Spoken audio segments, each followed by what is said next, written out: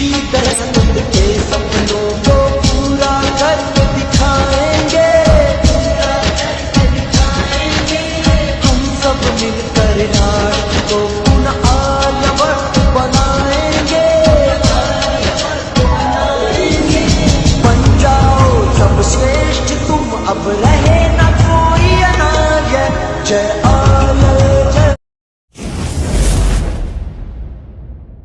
महर्षि दयानंद सरस्वती के 50 अनमोल वचन जो आपको जीवन में आगे बढ़ने में मदद करेंगे। अज्ञानी होना गलत नहीं है, अज्ञानी बने रहना गलत है। मनुष्य को दिया गया सबसे बड़ा संगीत उसकी आवाज है।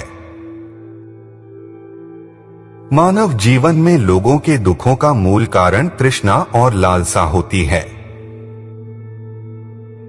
कोई भी मूल्य तब मूल्यवान है जब उस मूल्य का मूल्य किसी के लिए मूल्यवान हो। पूरी तरह से अंधविश्वासी होने के बजाय वर्तमान जीवन में कर्म अधिक महत्वपूर्ण हैं। दुनिया को आप अपना सर्वश्रेष्ठ दीजिए, आपके पास भी सर्वश्रेष्ठ ही लौट कर आएगा।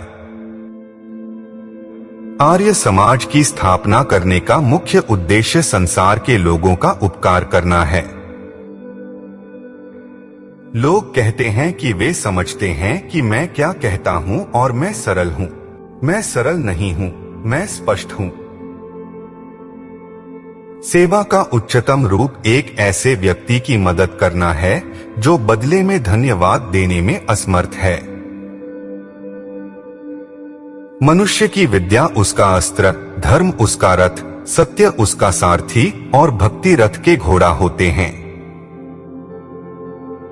गीत व्यक्ति के मर्म का आह्वान करने में मदद करता है और बिना गीत के मर्म को छूना मुश्किल है।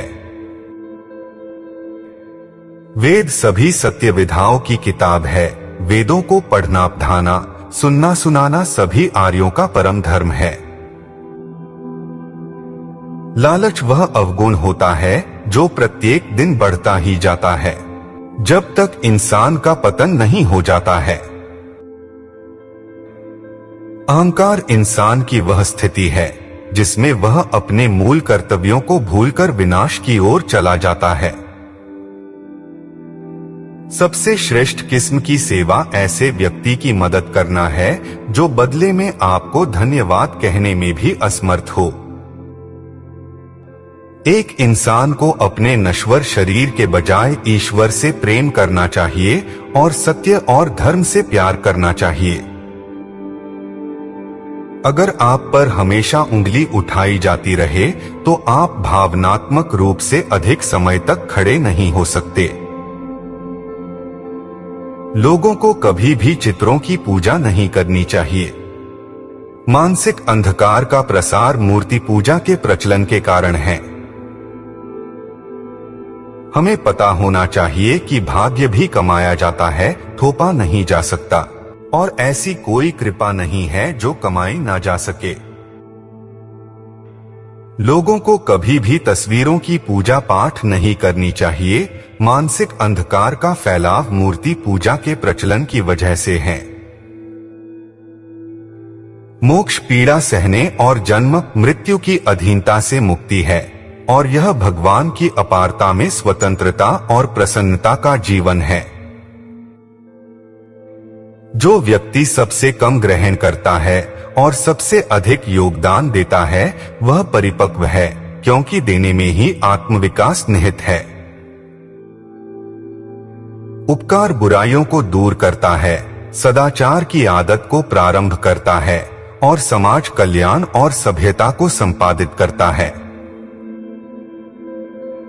नुकसान से निपटने में सबसे जरूरी चीज है उससे मिलने वाली सीख को कभी ना भूलना।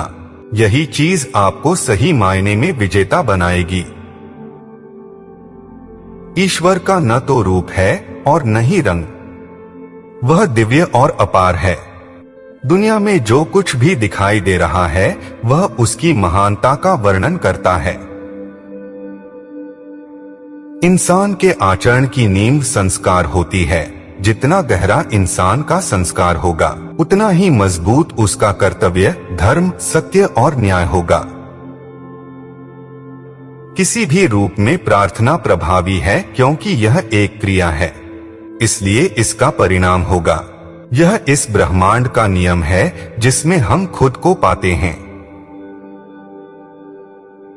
वो अच्छा और बुद्धिमान है जो हमेशा सच बोलता है, पुण्य के कामों पर काम करता है और दूसरों को अच्छा और खुश करने की कोशिश करता है।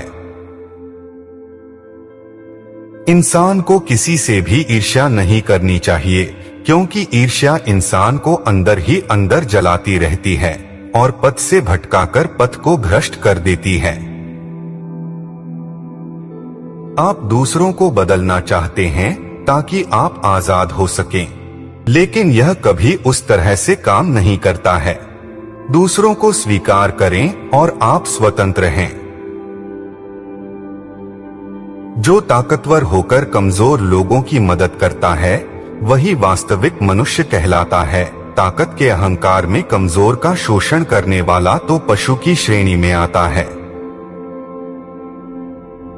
किसी भी कार्य को करने से पहले सोचना अक्लमंदी होती है और काम को करते हुए सोचना सावधानी कहलाती है, लेकिन काम को करने के बाद सोचना मूर्खता कहलाती है। जब एक इंसान अपने क्रोध पर विजय हासिल कर लेता है, अपने काम को काबू में कर लेता है, यश की इच्छा को त्याग देता है, मोह माया से दूर चला जाता है, तब उसके अंदर अद्भुत शक्तियां आ जाती हैं।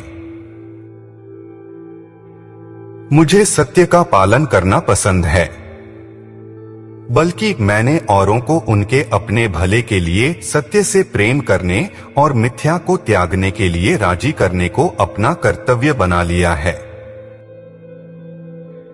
जीवन में मृत्यु को टाला नहीं जा सकता, हर कोई ये जानता है, फिर भी अधिकतर लोग अंदर से इसे नहीं मानते। ये मेरे साथ नहीं होगा।